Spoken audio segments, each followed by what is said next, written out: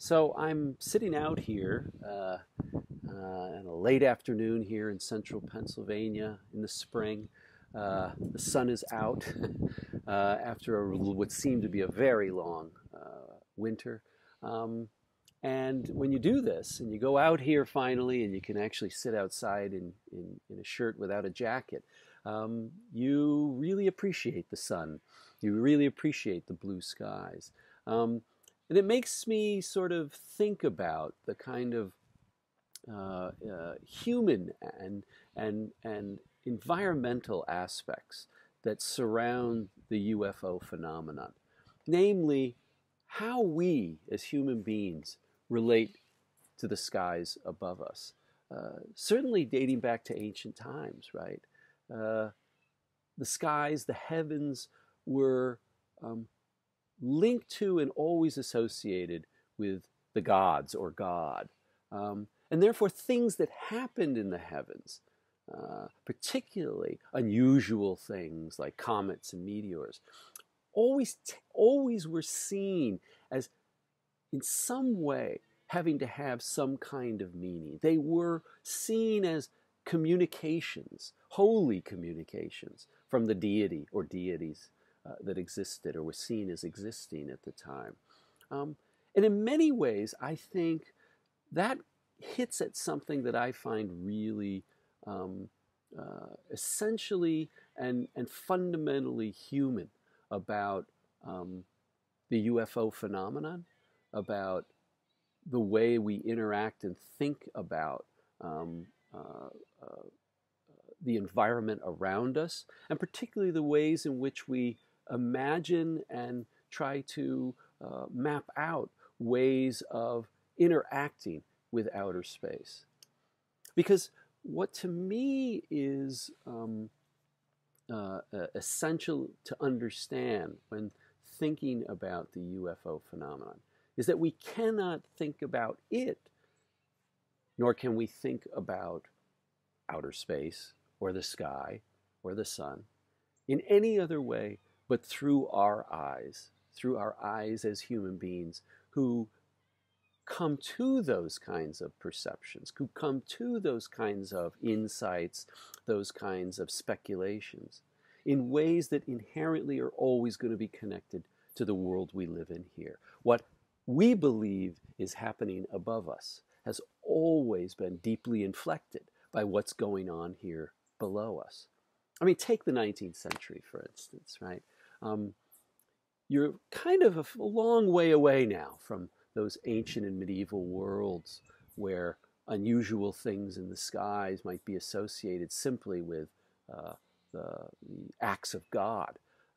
We get into a much more secular world, a much more materialistic world.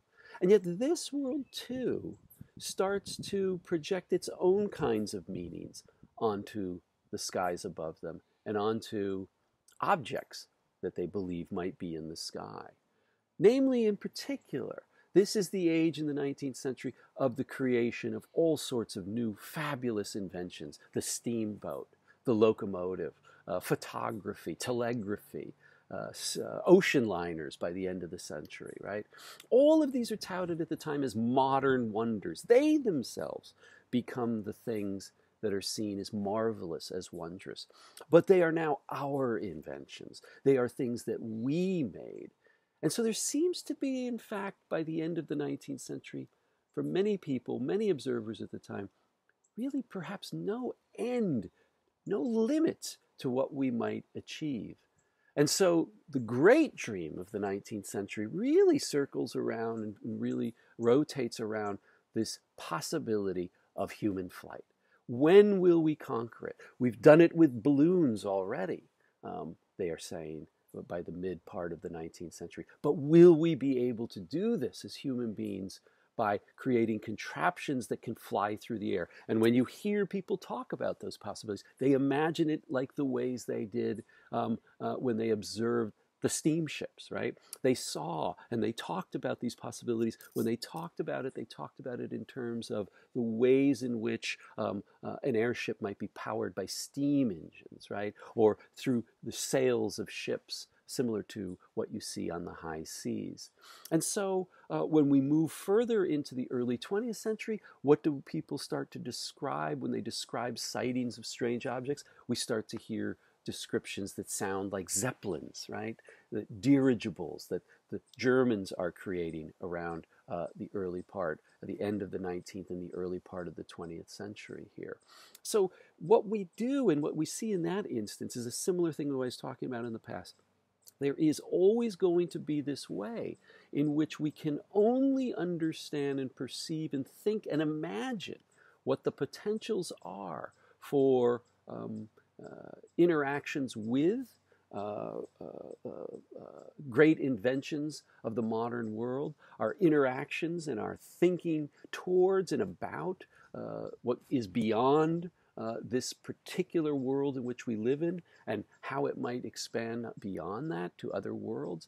And that's exactly what you see when the flying saucer phenomenon takes shape at the end of World War II and the beginning of the Cold War. A similar way, because in a similar fashion to the 19th century, all sorts of new technologies, all sorts of new ways of thinking about not just flight, but thinking about how we might be able to create machines and technologies that can do things that exceed our wildest imaginations here. And if we can do that, then what might an intelligent civilization, even far more advanced than us, what might they be capable of?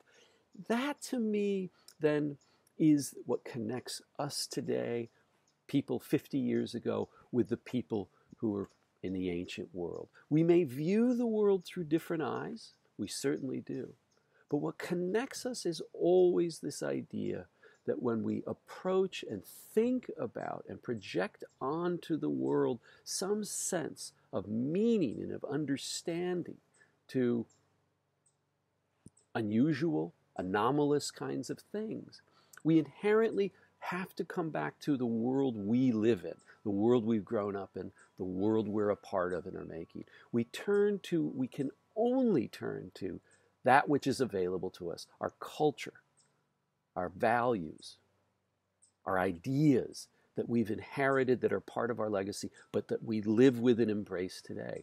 Every society has invariably done that. That can be seen, perhaps, as a limitation, as a problem. I see it differently. I see it as that is what it means to essentially means to be a human being. We are meaning makers. We seek to make meaning and understand things that are sometimes difficult or downright impossible to make meaning of. But we seek that out, and we will keep doing this for the foreseeable future. So if you ask me what makes the UFO phenomenon a distinctively human kind of problem, it is that what it does is what so many other things have done throughout history. It forces us and compels us to search for meaning.